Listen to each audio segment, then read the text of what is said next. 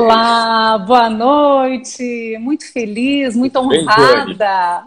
Muito eu honrada, também, uma doutor. honra estar aqui Que na sua muito, live para falar sobre que saúde da voz. coisa boa falar de saúde da voz, né? Eu amo isso, gosto demais do tema. Bom, agora, há muito pouco tempo, eu estava comentando aqui com o pessoal, que você esteve em uma live com 8 países, né? E o assunto era saúde da Foi. voz? É, acho que faz um. Exato. É, Foi, né? Foi saúde da voz, com foi. certeza, né? Foi Voz sensacional. nacional.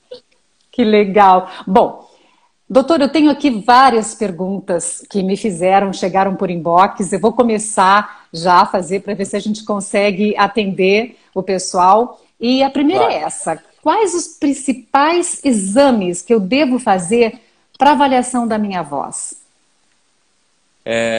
O diagnóstico é o primeiro passo e o mais importante para nós mantermos a saúde da voz. O diagnóstico em medicina, ele não se restringe à doença, ele também se refere à saúde. Então, o diagnóstico de saúde é muito importante para nós sabermos que fizemos tudo de forma correta no último ano de uso vocal. Uhum. Então, e o melhor exame a ser feito é um exame chamado laringoscopia, tá? Que Sim. é feita com luz contínua.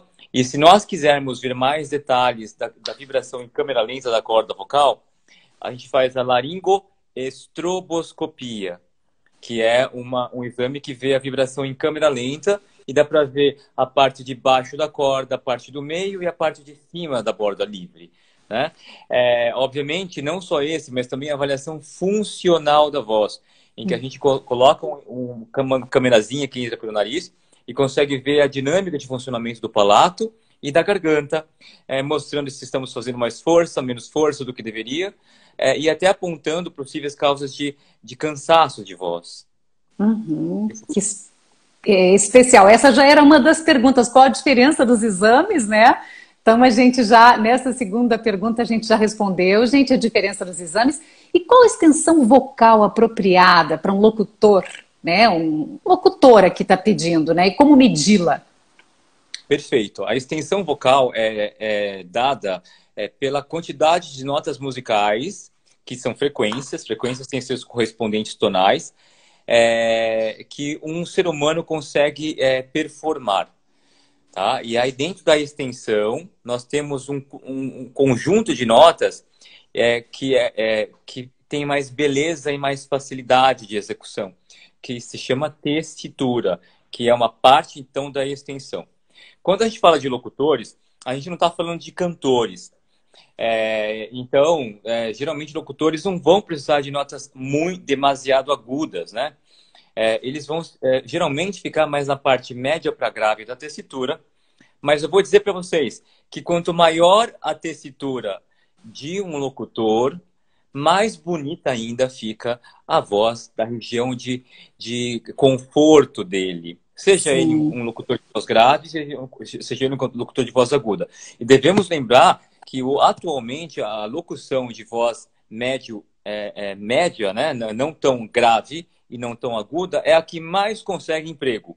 E a que menos consegue emprego é a locução tradicional de voz grave, demasiado grave, né? Sim, atualmente é bem uma tendência mesmo, doutor. E há pouco tempo eu estive vendo um vídeo, já vou até aproveitar esse gancho, essa pergunta, que falava da diferença de voz, de uma voz carismática, né? Acústica, carismática. Então, Sim, essa relação que fizeram foi com a voz de Steve Jobs, em uma palestra, e a voz exato. do Zuckerberg, né, do Facebook. Então, a diferença de carisma de uma voz e outra, onde o Zuckerberg atinge 52 e o Steve Jobs atinge 93. Né? E aí o Steve ainda tem 24 semitons, ele alcança 2 oitavas e 24 semitons. Isso é excelente, né? É excelente, porque assim, as ênfases de expressividade comunicacional podem se aproveitar de saltos tonais. A gente vai lá no agudo e volta lá do agudo para o grave, para a gente falar alguma informação, e isso tira a comunicação daquela monotonia. E já imaginou se eu ficasse aqui sem parar, falando somente neste tom, sem nenhuma ênfase, pareceria um robô falando, né?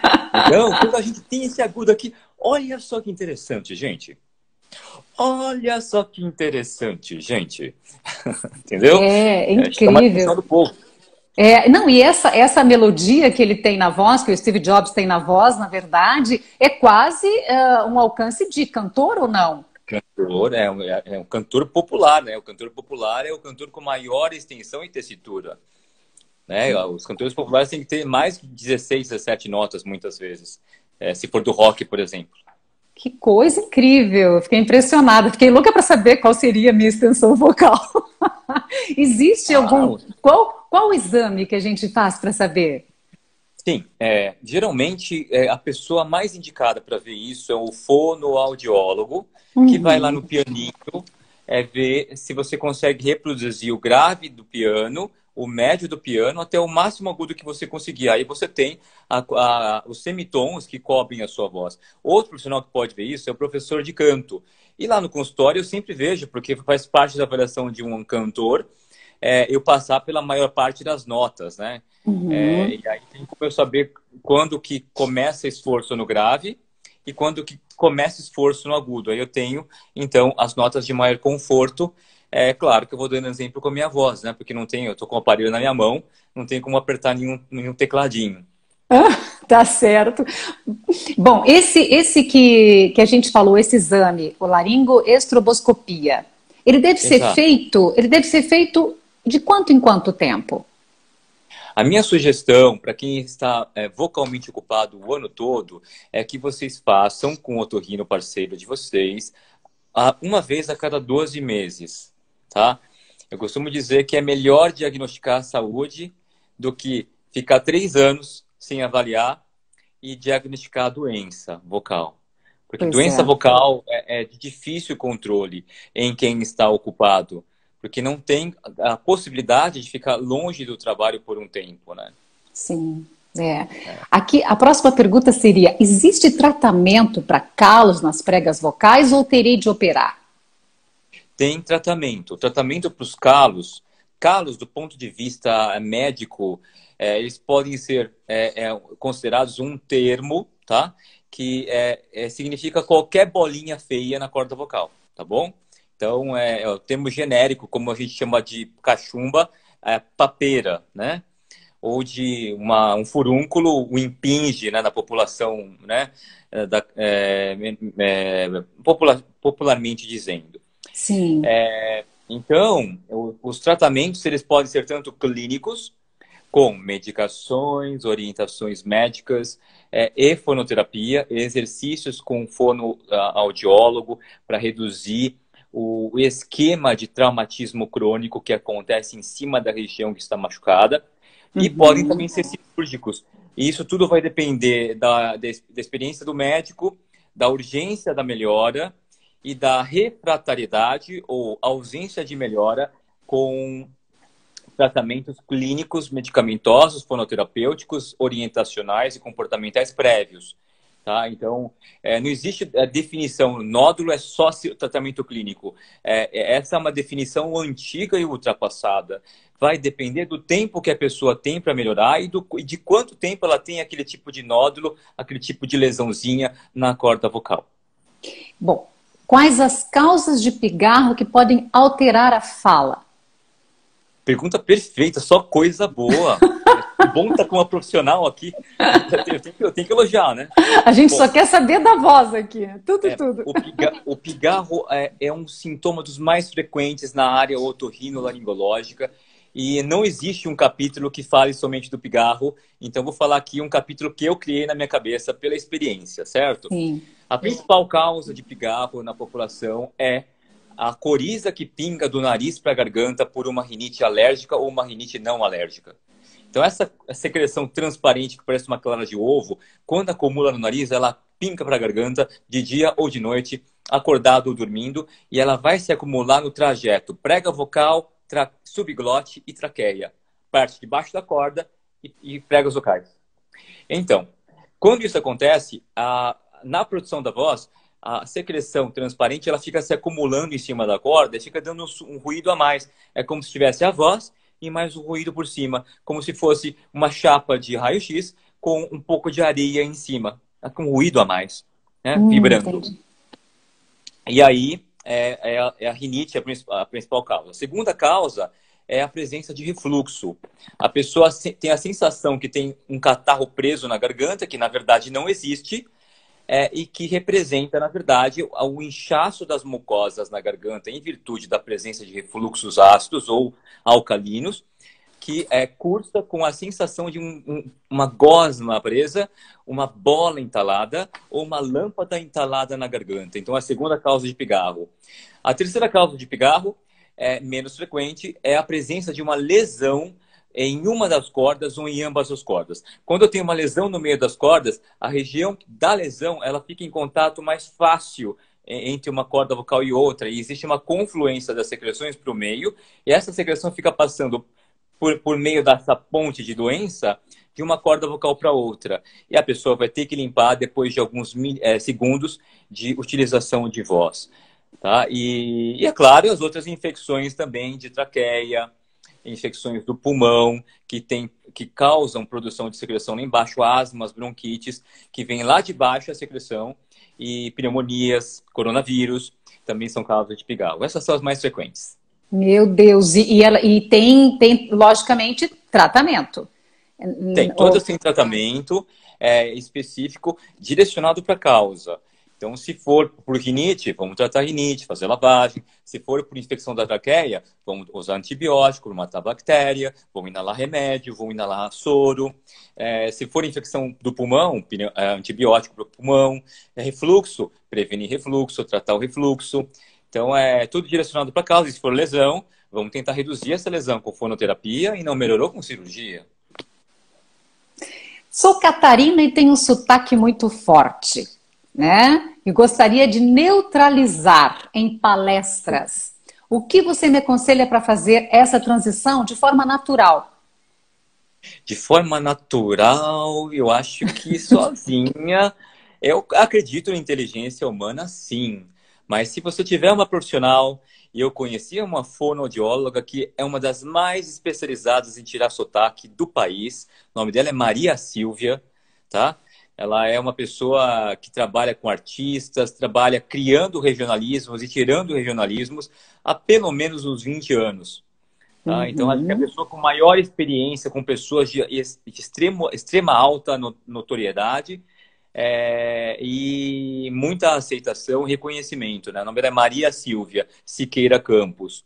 Recentemente fiz um curso de voz do cinema com ela. Então, ela que eu indico como auxiliar. Então, é possível que, na verdade, até mesmo aulas de dicção, ou até mesmo treinamento de dicção, articulação, esses são todos trabalhos com fono. São trabalhos com fono, é uma área específica da fono, e eu acredito que não exista outro profissional que possa fazer isso. Porque o fonoaudiólogo, ele tem a base da sua carreira nessa compreensão fonêmica, né? Então, ninguém melhor do que ele, que estudou fonética, fonologia, para poder trabalhar essa articulação junto dos órgãos fonoarticulatórios. Entendi. Bom, aqui também pergunta, com certeza pergunta de cantora. Aquecer e desaquecer a voz. Também é aconselhável ao locutor ou somente aos cantores? O aquecimento ele é importantíssimo para qualquer indivíduo que utilize a voz profissional. Porque quando nós estamos conversando somente, a gente está usando a voz de uma forma bem restrita e limitada. O aquecimento leva o indivíduo a mostrar para o organismo que mais amplitudes é como se fosse fazer um alongamento para uma corrida ou um alongamento para uma corrida mais forte, tá? Então é essencial, porque a gente não pode começar uma palestra com excesso de graves. Sim. Se a gente começa uma palestra com excesso de graves, existe uma chance de a gente machucar, cansar o tecido ou machucar até o órgão naturalmente aquecer. Então, se você começa aquecido, você começa já numa suavidade e pode transitar da leveza para a suavidade conforme o seu bel prazer, objetivando a melhor comunicação possível. Quais as causas mais frequentes de lesões nas pregas vocais? A causa mais frequente de lesões nas pregas vocais, esse meu consultório que já dura 15 anos e tem mais de 3.100, 3.200 pacientes, é, heroicamente, com gripe, coronavírus, dor de garganta, sinusite, bactéria, tosse, catarro verde e amarelo, a pessoa ir por trabalho e forçar a voz em cima disso. Tem uma frase minha, se nós estamos dando nota 7 para a voz, mas com louvor seria 6,8 em 10, será que não é melhor pegar um atestado para não ir trabalhar naquele dia? Se for um momento de fervoroso de uso de voz, ou um repertório de cantor muito difícil e agudo, porque é um fornecedor de paciente e depois que vem inflamação de corda, em virtude disso, não vai embora de uma hora para outra. Demora, às vezes, 2, 3 semanas, se a pessoa tiver oportunidades de reduzir a quantidade de voz. Mas quem pode isso no mundo de hoje com a agenda lotada, né? Com podcasts, com locuções múltiplas para fazer no estúdio, em home office, né? Então, é importante, sim, que leve em consideração isso. A segunda maior causa é a presença, é o uso inadequado da voz, né? Então, a pessoa, ela usa demais, ela está acostumada a fazer 50 locuções na semana. E naquela semana, ela decide fazer 80. Essas 30 a mais, mesmo com a melhor técnica do mundo e possível, acaba levando a uma somatória de fricções e atritos que incha o tecido do terço médio das pregas vocais. É importante que se saiba que o uso excessivo com a melhor técnica também faz a voz sucumbir. E o uso inadequado é quando a gente, por exemplo, não sabe usar a plataforma digital direito e começa a falar com a plataforma digital como com o Zoom, né? Com uma voz como se fosse para falar com uma plateia de 100 pessoas sem microfone, né? Sim. Então é importante que a gente tenha essa noção também. E também isso é totalmente passível de ser trabalhado com quem? Com um fonoaudiólogo especialista em voz. Sensacional. Bom, sinto meu ouvido melhor que o outro. Acho que é um desequilíbrio, né? Sim. No ouvir, preciso colocar aparelho? Não, primeiro nós temos que fazer o diagnóstico, né? Antes de qualquer tratamento em medicina, é necessário que o médico faça o diagnóstico. E por isso que não existe outro profissional que possa fazer o diagnóstico que não o médico, né? Nenhuma outra área da saúde está habilitada para esse diagnóstico. Então tem que procurar um otorrino e uma assimetria auditiva, na maior parte das vezes, se não é cera de ouvido, pode ser um catarrinho de rinite que entrou lá dentro do ouvido por meio do fundo do nariz, tá? E é claro, aí vem outras 8, 9 causas mais raras, dentre elas até uma surdez súbita causada por vírus que afetou e infectou o nervo da audição, algum tipo de doença do labirinto que cursa com perda auditiva, outras doenças mais graves lá do fundo do ouvido e até do sistema nervoso central. Então, é um diagnóstico diferencial. E por isso que é importante que você tenha um médico. O médico ele vai estar alerta para tudo isso. Né? O médico que tem uma formação adequada. Né? O fone de ouvido realmente prejudica? O fone de ouvido pode trazer esse desequilíbrio? Pode. O fone de ouvido é um dos maiores fornecedores de pacientes jovens com audições subótimas antes dos 60 anos. Porque é natural que nós fiquemos com uma audição menor, diferente, após os 60 anos de idade. Mas antes não é comum. Então, o fone de ouvido, quando usado com maior frequência e com volumes muito altos, pode levar a perdas auditivas que não são transitórias ou transitórias, que são permanentes e irreversíveis. Então, eu tenho 2 pacientes com 14 e 15 anos que têm audições de agudos compatíveis com 60 anos. Culpado, fone de ouvido no último volume. E às vezes também eu acho que o próprio uso frequente pode acontecer, né? Porque, por exemplo, eu a vida inteira usei fones de ouvidos na rádio, né? Porque foram 30 anos de rádio. Então, sempre com fones. E agora com o home studio. Da mesma forma, o fone de ouvido é importante.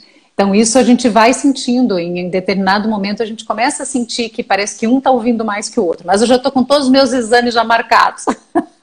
Perfeito. E a audiometria... O otorrino, é isso, o otorrino pede audiometria Sim.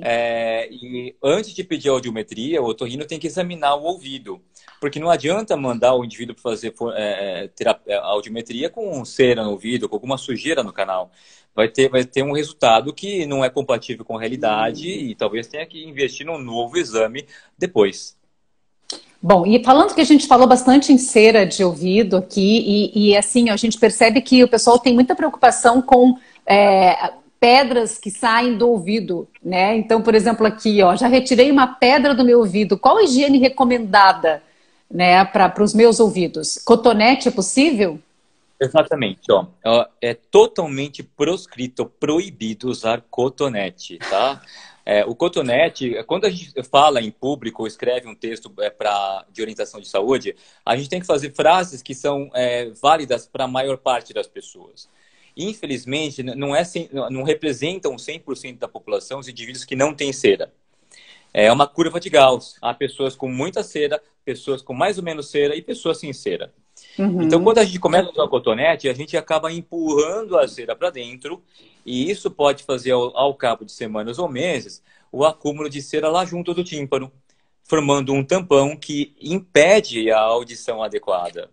Entendi. Olha, eu tenho uma pergunta aqui que eu gostaria de fazer porque é bem diferente. Olha, fiz cirurgia, tá difícil de enxergar. Fiz cirurgia, onde mais que tá falando que tem? Poxa, sumiu a falinha dela.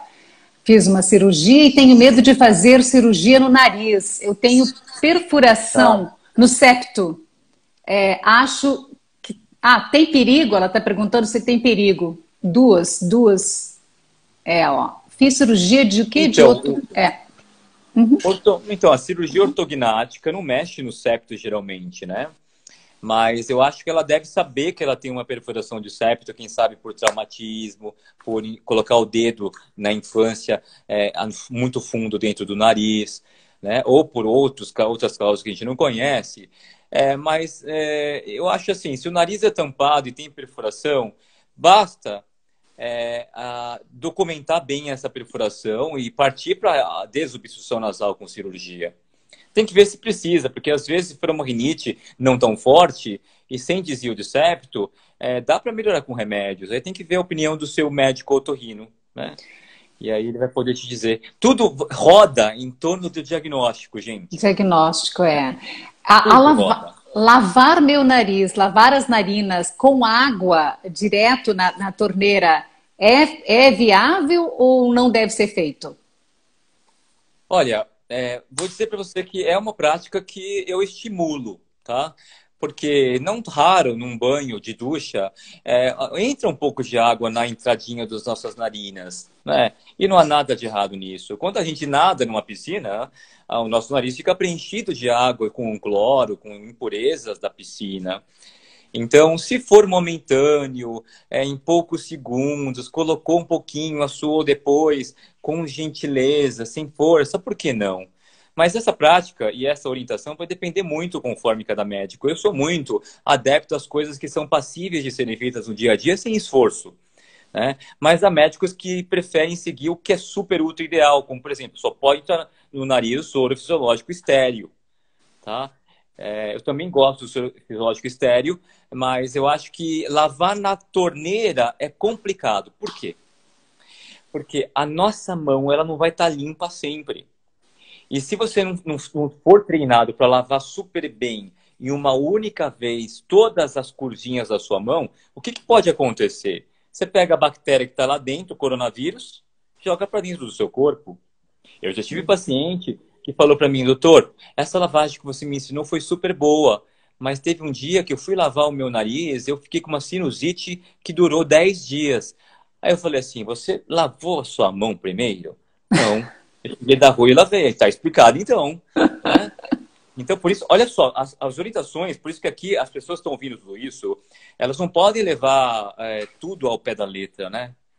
Porque precisaria, né, são orientações genéricas e por isso que aqui eu vou proibir umas coisas que, na verdade, tete a tete eu posso permitir, né? Não, até eu estive olhando um vídeo que eu achei sensacional teu, que falava do chocolate, né? Porque em muitos vídeos a gente ouve isso, que o chocolate é proibido. Fala do chocolate pra gente aí, para fazer uma locução. Eu vou contar para você que para locutores ou profissionais da voz, todos os laticínios derivados do leite, o chocolate inclusive, podem fazer mal, assim como café, chá preto, chá mate, Coca-Cola, Guaraná, tudo que contém cafeína em maior quantidade e que resseque o trato da voz, né? Mas a gente vai perceber que na prática, quando a gente pergunta para cada um que chega, isso é muito variável. Há pessoas que não conseguem começar uma boa locução sem ter tomado um café 1 hora antes. E é um ritual que nunca fez mal para essa pessoa e, quem sabe, nunca vai fazer mal. Porque Sim. ela não toma café, muito café no restante do dia, ou senão ela toma o café, depois ela vai escovar os dentes e a língua para tirar aquele extrato do espaço entre as papilas gustativas. E aí, eu não condeno nenhum livro de higiene da voz que fale sobre todas essas substâncias, alimentos e hábitos que afetam a voz. O que eu acho é que é tudo passível de customização. Sim. Customização custa tempo, gente. Para a gente customizar os cuidados que fazem bem ou mal a uma pessoa, é capaz de a gente ficar 1 hora, 40 minutos falando sobre o assunto. Né? Então, eu não condeno o chocolate, eu acho que o que eu oriento, né? Poxa, chocolate, você pega uma barrinha pequena, ele tem energia para uma peça de teatro inteira, né? E mais um pouco. Então, por que não comer? Se a pessoa não pode comer, não tem como comprar o Big Mac lá no McDonald's, né? Come o chocolate, então 3 da tarde, 4 da tarde. Sim. Depois, vai ao teu banheiro, gargareja, limpa a língua, né? Escova o dente, toma água, hidrata bastante, bora trabalhar. Por que não? Sensacional, que bom, adorei essa notícia. Bom, com relação à hidratação, doutora, hidratação da voz, né? Somente É a água ou mais o que importante. mais? O que mais você recomenda para Eu sou hidratar? muito adepto, eu sou super adepto da água. Porque a água não precisa de mistura, a água tem um filtro grudado na parede, né? E não tem açúcar, não tem nada lá dentro, senão H2O e alguns sais minerais em pequena quantidade, né?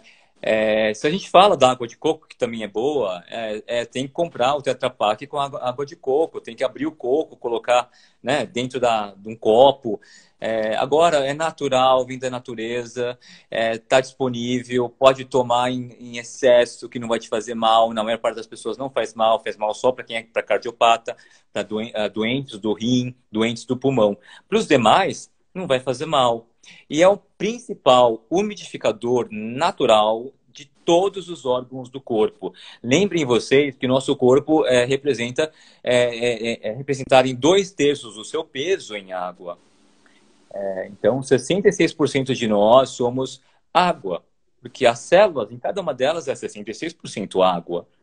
Então, a gente precisa hidratar bastante, tá? Não pode faltar água, principalmente quem é profissional da voz. E com relação ao mel, de noite, aquela colherinha de mel à noite para hidratar a voz e para acordar de manhã com a voz docinha. Continua aí essa prescrição? Pois eu não sou muito a favor, né? Na área da voz, a gente tem que fazer medidas que previnem o refluxo, né? E a gente sabe que substâncias pegajosas e também nutritivas, como é o exemplo do mel, podem ficar coladas no esôfago e isso pode levar a um quadro de refluxo, porque quando tem alguma coisa parada no esôfago, o organismo pega o ácido e manda para dentro do esôfago, né? E aí, se o ácido chega ao esôfago, ele pode chegar até a garganta e pode afetar a voz no ínterim de uma noite de sono durante a madrugada. E Uhum. refluxo é assim, como todo mundo tem propensão a ter, é uma tendência natural do ser humano, a gente tem que ser inteligente e tentar driblar a vinda da doença, que é quando a pessoa tem sintomas com o refluxo, né? E aí eu faço isso já há 8 anos, eu uso pelo menos uns 10 minutos da consulta para a gente prevenir refluxo, porque eu não quero ficar dando remédio para refluxo para todo mundo. Tá certo. Terapia customizada da voz funciona para prevenir lesões nas pregas vocais? É excelente, né? A terapia customizada, ela é holística, porque a gente vai ver o que faz mal para aquela voz na alimentação e vai sugerir que não use. A gente vai ver a quantidade de uso da voz desse indivíduo e vai fazer exercícios para essa voz durar mais. A gente vai ver que doença que a pessoa tem e vai dar exercícios com fonoterapia para tentar driblar o traumatismo e tentar aumentar o grau de absorção da doença no longo prazo. E a gente vai ver os movimentos da laringe que estão doentes e tratar com a fonoterapia. Sensacional. Isso que é customizado, né? A alfaiataria sob medida. Certo. Olha, estou adorando que o pessoal está colocando agora letras garrafais, porque eles estão vindo aqui mesmo de óculos, né? Aí eles colocaram garrafais. Olha, sinto um zumbido no ouvido e não sei o que é. Perfeito, olha só. O zumbido é um sintoma, não é uma doença, e ele é um sinal da produção de um ruído que pode ser no nível do ouvido ou dentro do sistema nervoso central, que pode ser de vários tons, timbres, desde agudos a pitos até graves como cachoeira, certo? E ele aponta para uma disfunção, um mau funcionamento do aparelho auditivo, desde o nível da cóclea, que é o órgão auditivo de recepção dos sons, até o nível dos nervos e do encéfalo e da córtex cerebral, onde a gente tem a sensação real de todos os tipos de sons. Portanto, de novo, o tratamento vai depender do diagnóstico do zumbido. Existem zumbidos com audição normal e os zumbidos com audição anormal. Então, para um lado tem um tratamento, para o outro lado tem um outro tratamento, mas já adianto para vocês que a principal causa de zumbido no mundo atual pode ser relacionada a estresse. Muita adrenalina, muito cortisol, a gente pode levar o nosso sistema nervoso autônomo junto com o límbico na região da audição a produzir um som que é o som de dentro da cabeça, que é um zumbido, e geralmente nesses casos a audição está normal. É o sistema de estresse, de vigília e de fight or flight, né, que é ou luta ou voa para fugir do predador, muito ativo. E aí a gente precisa de um diagnóstico completo para saber se isso está sozinho, vem associado de tensões musculares da cabeça e do pescoço, principalmente do pescoço. Ver se isso não vem associado a uma rinite que não está sendo tratada e está levando um grau de pressão negativa dentro do tímpano pela presença das secreções. Precisa examinar o tímpano para ver se está tudo normal. Tem que ver se não tem cera atrapalhando a recepção dos ruídos ambientais. Então, olha só, é um mundo, né, gente? Não tem como pensar só de um ângulo. Vai depender de tudo que é possível para aquele tipo de sintoma, né? Aqui tem um comentário de uma menina, aqui no Japão, ela está lá no Japão nos acompanhando, olha ali. Sensacional, né? Olha, aqui no Japão a água é com sal, é isso? Água com sal? Talvez ela queira dizer que o sabor da água é mais salobo, deve ser. Aqui no Japão usam água com sal. Usam água com sal, uma riqueza super prático. Ah, tá. Existe sim. Existe uma água. Essa eu já tomei. Vem um saquinho e você mistura esse saquinho com a água fica meio salgadinha, né? Na verdade, isso aí é como se fosse um Gatoradezinho, mas diluído. Não é gostoso, mas dizem que faz bem, então eles tomam, né? Eu já tomei isso aí. Ah, é? Mas faz bem para quê? Para hidratar, para voz ou para... Exato. Teoricamente, né, existe uma concentração ideal de sais que pode fazer com que a absorção da água seja mais rápida e mais eficiente, né? Como o japonês nunca dá um passo, né? Sem... né? Eles já devem ter estudado isso aí e a gente não tem isso aqui. Tem que comprar o Gatorade ou fazer o soro caseiro, que está disponível no Google. Bom, consigo virar locutor depois dos 30 sem nunca ter feito nada com a minha voz? Sim, nunca se é tarde começar uma nova carreira, gente. Nunca se é tarde, não existe uma idade ideal, né? Então, se você estiver disposto, 30 anos ainda é jovem, a voz ainda está amadurecendo, né? A gente fala que as vozes costumam estar mais maduras no homem de 30 a 35 anos. Então, se você quiser, claro, vai ter que estudar um pouco mais, né? Porque tem muita gente que começou antes, né? Mas não, existe, é possível, sim. Existe uma tendência. Exatamente, o curso aqui, Locutores do Zero, ó, método Locutores do Zero. Olha lá. Aqui com essa aqui, ó. Doutor Rei, também tem cursos, né? O senhor tem? Eu tenho um curso, inclusive você foi uma aluna do segundo curso, né, que foi em Floripa, Sim. né, há 7 anos, eu acho, foi 2013. Foi, Né? sensacional. Uhum. E foi muito interessante, você estava lá, eu tenho a foto guardada até hoje também, Sim. né? E é o curso de Fisiologia da Voz Artística e Profissional. Eu tenho um curso também que fala sobre noções de fonoccirurgia, noções de exames, né? Para quem trabalha com a voz, no caso dos fonoaudiólogos. Tem cursos que também são para professores de canto, cursos para artistas e também pessoas que querem conhecer mais a fisiologia da voz. É interessante, para quem trabalha com a área, quando você conhece um pouco da anatomia, um pouco mais a fundo, a fisiologia, os músculos que atuam, pode ser que você ganhe mais ainda liberdade e controle vocal. Né? Sim, Eu com acho certeza. que esse curso está ativo, mas como eu tive filha agora, né? Eu deixei de viajar um tempo. Sim, mas Mas eu quero voltar a eles estão percorrer. online? Eles estão online? Os cursos? Não, Existe por enquanto não. É um objetivo futuro, criar um Sim, curso que seja passível de ser comprado e a pessoa tenha acesso. Mas, assim, a clínica é lotada, viu? Graças a Deus, viu? coisa boa. Sim, sim. Então, a gente vê bastante gente e se eu fosse fazer esse tipo de coisa, teria que ser depois das 6 da tarde. E eu quero muito estar com a família o quanto antes, né? Eu acho que É. vai ficar Eu, para frente.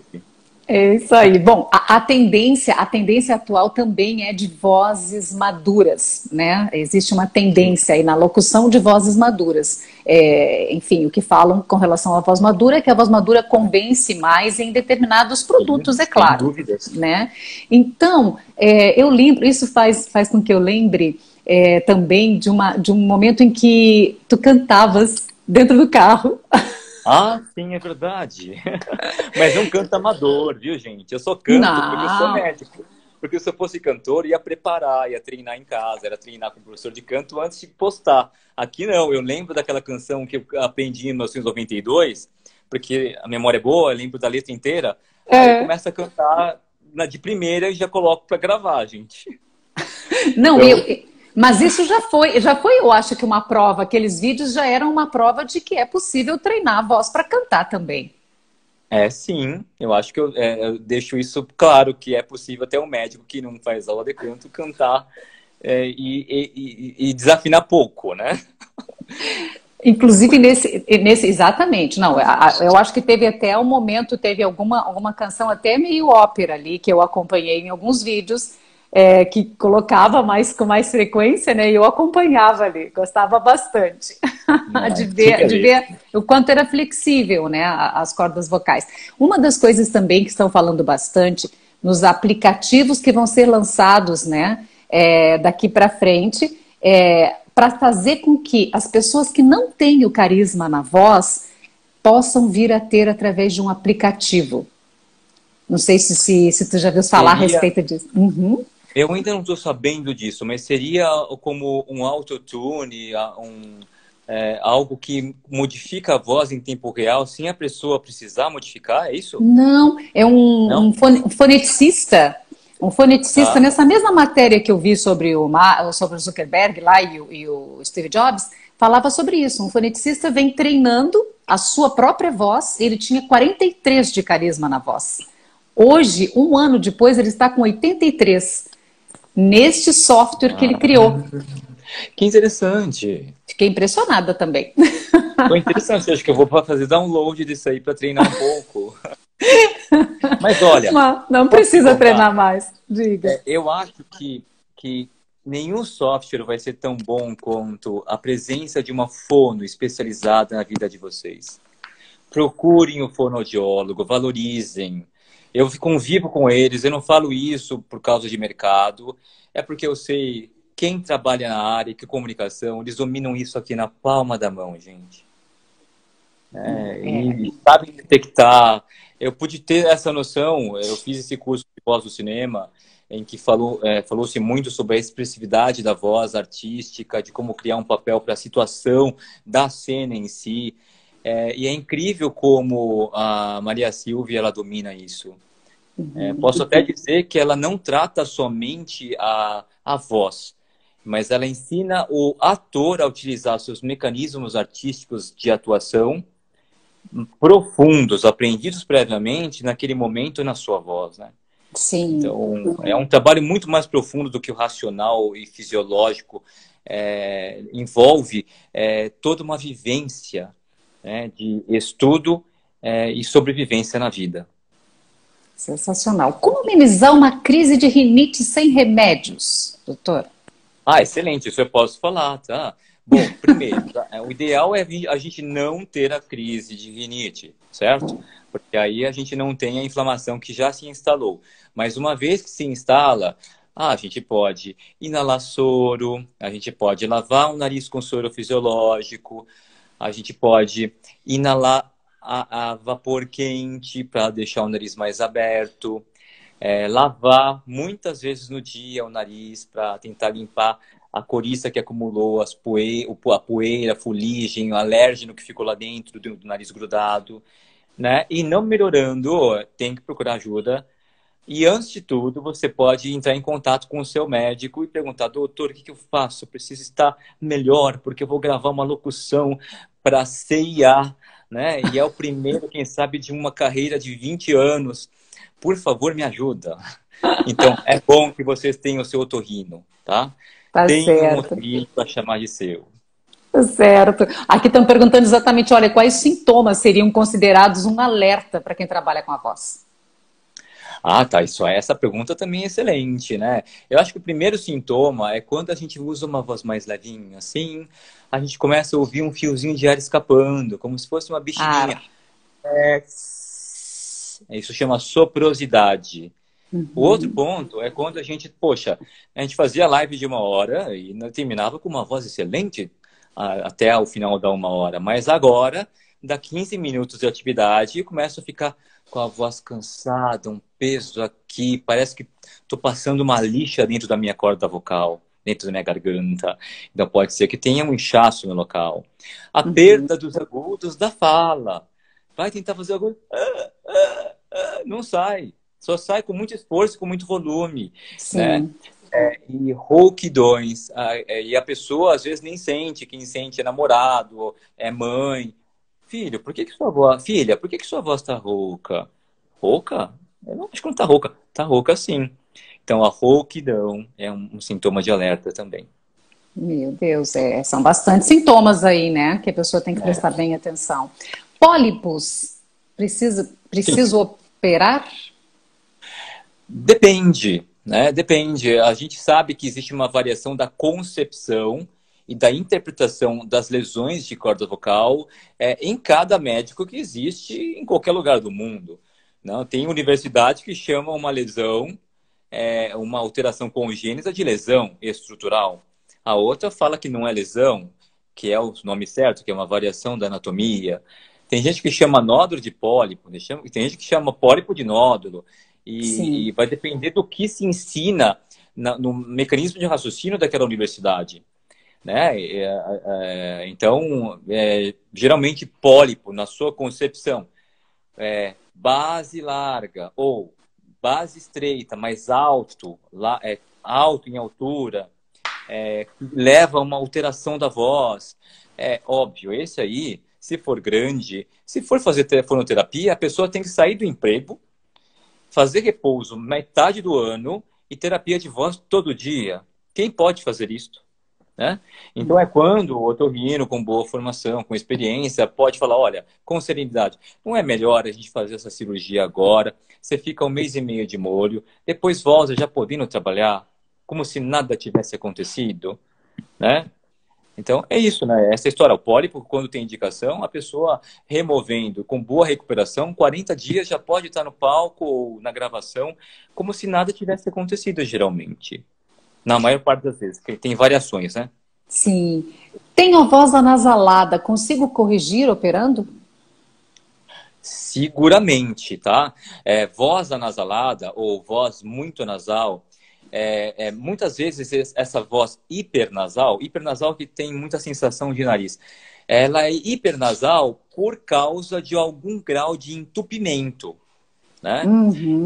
Se a gente tem o hábito de usar a reverberação e o caminho do nariz como um caminho obrigatório para a voz que sai da garganta e vai para o nariz, se o nariz for aberto, muitas vezes ninguém percebe que está no nariz essa voz. A percepção, na maior parte das vezes, tem a ver com alterações estruturais internas do nariz que roubam o som. Então, o som entra pelo fundo do nariz e morre em algum lugar. E aí, se a gente conseguir deixar esse estável, o indivíduo pode usar até mais nariz, que não vai denotar um nariz entupido, desde que esteja aberto desde a entrada até o fundo, de ambos os lados, daí da forma mais simétrica possível. A gente vê isso nos pós-operatórios de nariz. Sim, que ótimo. Olha, eu tenho a Kátia Mogli aqui. Kátia, querida, olha só. Eu tenho amidalite repetitiva. Posso ter problemas? Isso pode causar problemas em minhas cordas vocais? Seguramente, porque a presença de amidalite repetitiva é configurada com mais de 2 infecções de amígdala por ano, tá? E a infecção de amígdala, ela raramente vem isolada somente na amígdala.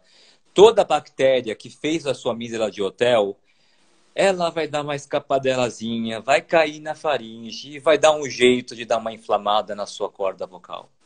Meu Deus. E se você depender de voz mais fina, suave, com caminho fácil para os agudos, você vai ter um prejuízo, sim. E esse é um dos grandes motivos de muitos cantores me procurarem. Doutor, eu tenho amidalite e isso não afeta de cara a minha voz. Mas é um final de semana que eu fico triste porque eu tô com dor para falar e para cantar. E que algumas vezes leva a minha voz lá para o pé, ou seja, eu fico grave e pesado. E é ruim. Voz grave, voz pesada, dialoga com ressonância baixa. Ressonância baixa dialoga com redução da resistência da voz ao trabalho. Sim, sim. Doutor, com relação... Agora eu quero saber daqueles musicais. Quero que você nos conte um pouco daqueles musicais maravilhosos.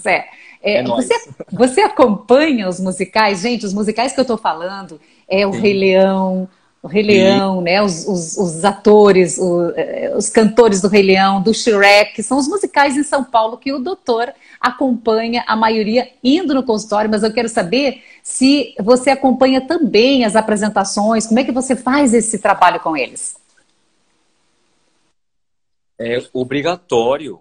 Se eu não for, eles brigam comigo, tá? E se eu vou só no grande, aquele que tá no musical menor fala, só não vem no meu porque é pobrinho, né? Então é isso, eles são ciumentos, né? E é muito importante. Eu não vou, né, para fazer social, tá?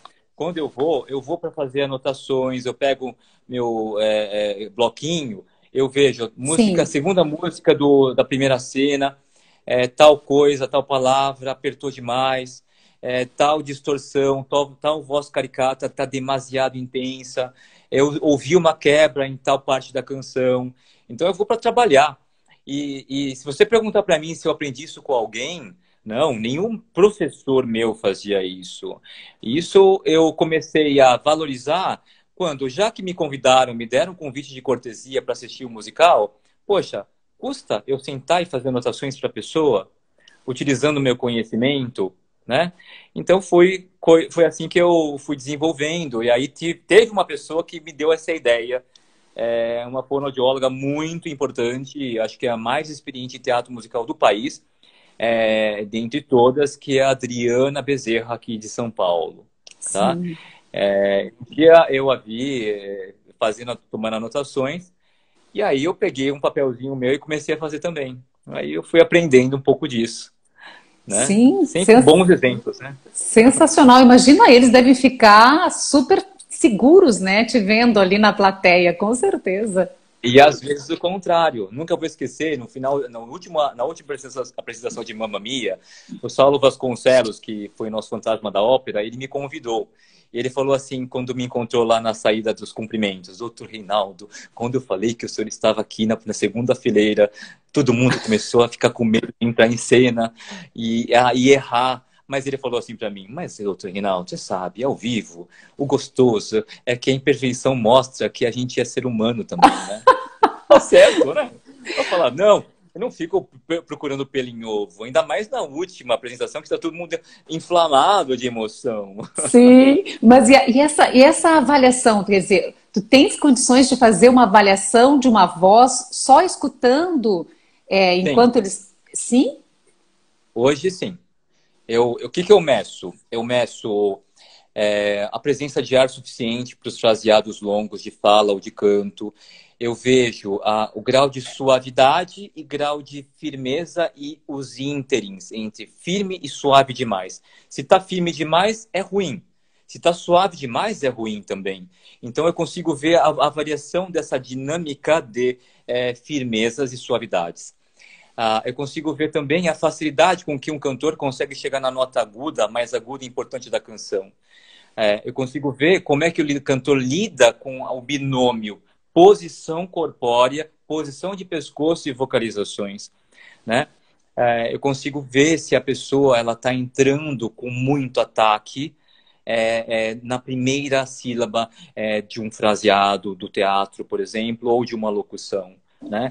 Eu consigo perceber se a pessoa ela está usando, no caso da locução, um grave com ressonância baixa, que é muito comum, ainda mais no nosso Brasil, que tem um português brasileiro muito pesado.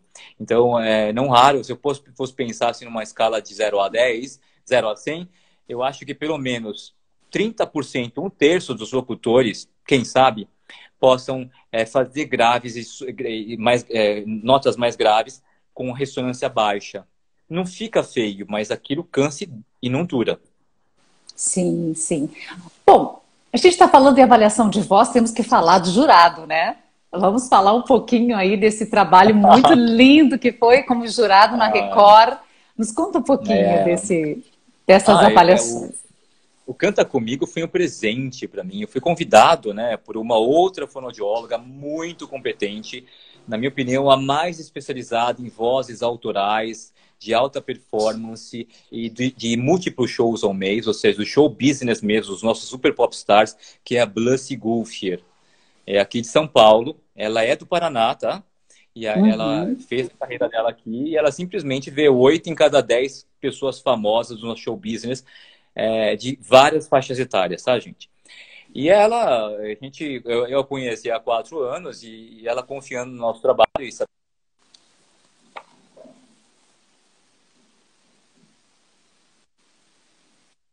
diria seu nome, porque eu acho que vai dar até mais confiabilidade para o programa. E aí veio um presente para mim, né? Foi meu debut, né? Minha estreia na televisão.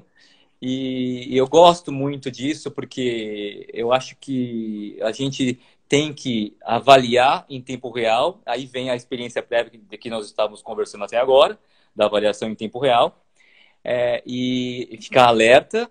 E a gente tem que, além de apontar possíveis imperfeições, também exaltar coisas que são muito raras e bem desenvolvidas para a pessoa sair estimulada a se melhorar daquele dia de competição, né? E Que aí vamos para o bárbaro. terceiro ano, né? A gente vai começar a gravar o Canta Comigo Teen agora, que é para adolescentes. E, se Deus quiser, o ano que vem deve ter o Canta Comigo Adulto, a terceira versão, né? Que bárbaro. Eu vi uma avaliação ali feita por ti, achei sensacional. E a pessoa, quando recebe uma avaliação feita por ti, ela fica, né, o olho chega a brilhar, né? Fica É, feliz. eu acho que a minha posição lá, eu não posso ser um cara maldoso, né? Porque eles me veem, como eu vejo muita gente, eles sabem que eu conheço da área. Imagina eu chegando com 1.000 pés negativos. Então eu tenho que ser muito sutil. Eu tenho que Sim. apontar, mas eu não posso falar assim, poxa, tá feio, entende? Eu tenho que saber. Isso é do médico. A gente não pode mentir nunca. Mas também a gente não pode chegar dando um tapa na cara do paciente, né? Tá certo. Tem uma pergunta aqui, Pode. olha, tem uma pergunta aqui que fala, quando falo por muito tempo, sinto dor no meu ouvido, gostaria de saber por quê. Bom, dor no ouvido quando se fala por muito tempo pode ser por tensões musculares. Obviamente, é uma elucubração baseada em experiência. Eu acho que precisa de uma avaliação de articulação temporomandibular, examinar o ouvido por dentro e fazer uma avaliação da sua voz para saber se você não está fazendo forças internas e externas em maior quantidade do que o necessário. Olha, próxima pergunta, existe casos de paralisia da prega irreversível? Existem. Infelizmente, as paralisias, tanto as completas quanto aquelas mais raras que afetam somente o músculo da corda vocal, são, na verdade, qualquer distúrbio neurológico da laringe acaba sendo, acabam compreendendo as condições mais graves e mais frustrantes dentro da área da saúde da voz. Eu costumo dizer que se eu, como médico, eu rezo, eu torço para nunca ter algo neurológico da laringe. Né? Porque quando é neurológico, muitas vezes não tem como a gente ter uma melhora e não tem como recuperar a voz que se tinha antes. Né? Doutor, então nós temos só 2 minutos, eu adoraria falar um pouco mais da sua vida, que é uma inspiração. Então eu quero pedir para o pessoal que entre no canal do Dr. Rei, o canal no YouTube, como é que tá lá, Dr. Rei? No YouTube eu tenho um canal, tá como Reinaldo Yazaki mesmo. Desculpa, é um canal que eu abri há 10 anos e esqueci lá. E quando eu abri há 2 meses, no meio da pandemia, que eu tinha mais tempo para ver essas coisas, tinha 30 mil seguidores, né? Aí eu falei, mas como pode isso, né? 30 mil seguidores sem não colocar nenhum vídeo quase. Que bárbaro, viu? Então, é estranho isso. Popularidade. Não é de verdade, não. Acho que não é de verdade. É sim, é sim. Depois, lá no Insta, já tá com mais de 20 mil também, né? Também, no Insta. E no Insta, como é que é ali no Insta? Tá como @Dr. Reinaldo Yazaki, tudo junto, né? Isso, tudo junto. Dr. Reinaldo Yazaki. Bom, gente, não, só um minutinho, doutor, não vamos conseguir falar muito mais. A gente ficou com um monte de coisinha aqui que eu gostaria de falar mais, mas eu quero te agradecer muito pelo carinho, pela atenção comigo e por todo o pessoal, né, que as respostas todas foram feitas aqui, todas respondidas, todas as perguntas. Linda a sua Obrigado. vida, a inspiração da sua vida. Obrigada mesmo por estar com a gente. Foi uma honra muito grande te receber aqui. E obrigado pela entrevista perfeita de uma profissional. Obrigada, querido. Até uma próxima vez. Você tem que ir lá consultar. Estava louca para querer saber quais são quais são os cantores que estavam lá, mas eu já vi uns quantos. Está tudo lá no Face do doutor, gente. Vamos tudo para lá. E amanhã eu tenho um vídeo em sua homenagem. O vídeo é Por que um otorrino pode salvar sua voz. Amanhã.